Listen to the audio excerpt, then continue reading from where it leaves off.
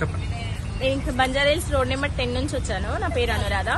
మేము ఇక్కడ Nandinagar road number 14లో మాకు సర్వే చేశారు వాళ్ళు.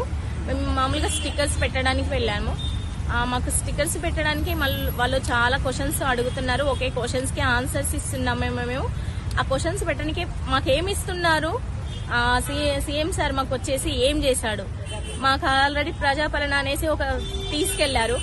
మాకు ఏమి ఇచ్చాడు, అందులో గ్యాస్ ఇస్తున్నారు, గ్యాస్ ఇవ్వలేదు, ఇండ్లు ఇస్తున్నారు, ఇండ్లు ఇవ్వలేదు. అందులో మామూలుగా పింఛన్లు వస్తున్నాయి, పింఛన్లు కూడా రావట్లేదు ఇప్పుడు మాకి. ఇంకా మాకి 2500 వస్తాయని చెప్పారు, అవి కూడా రావట్లేదు. ఏమీ రాకుండా ఇప్పుడు మేమేం చేయాలి? రేషన్ కార్డులు కూడా ఎవరికి ఉన్నోళ్ళకు ఉన్నాయి, లేనోళ్ళకి లేవు. ఉన్నోళ్ళు కూడా పోతాయా అని వాళ్ళు భయపడుతున్నారు. ఇప్పుడు ఇవి మేము డీటెయిల్స్ ఇచ్చామనుకో, మాకు ఉన్నాయి కూడా పోతే మేమేం చేయాలి? ఇప్పుడు హౌసెస్ కూడా చాలా వరకు అక్కడ చెరువులలో తీసేశారు కదా. ఇప్పుడు మేము మా డీటెయిల్స్ ఇస్తాం, మేము సొంత ఇల్లు ఉన్నాయన్నారు. మా మీద ఏమైనా పెండింగ్ చేస్తారేమో, మీరు వచ్చేసి మీరు బాధ్యత వహిస్తారా మేము ఇచ్చిన డీటెయిల్స్ కి? గతంలో ప్రజాపాలన దరఖాస్తులు తీసుకోవడానికి వెళ్ళారా?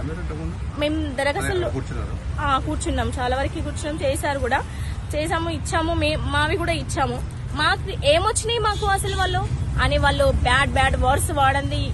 సార్ ని తిట్టంది అయితే లేదు సార్, చాలా వరకు గర్ల్స్, లేడీస్, పెద్దవాళ్ళే తిడుతున్నారు, వృద్ధులే తిడుతున్నారు. రేవంత్ రెడ్డి సార్ ని తిడుతున్నాడు.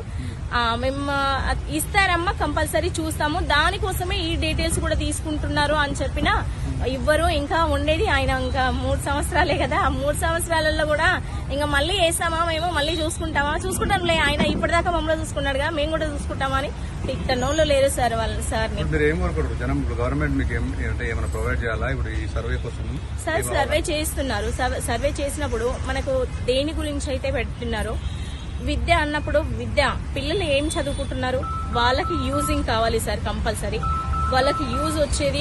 వాళ్ళకి చదువులలో చాలా వరకు పేదవాళ్ళు ఉంటారు, పేదవాళ్ళకి కనీసం గవర్నమెంట్ స్కూళ్ళల్లో ఎంత ఏముంది అని చూడాలిగా.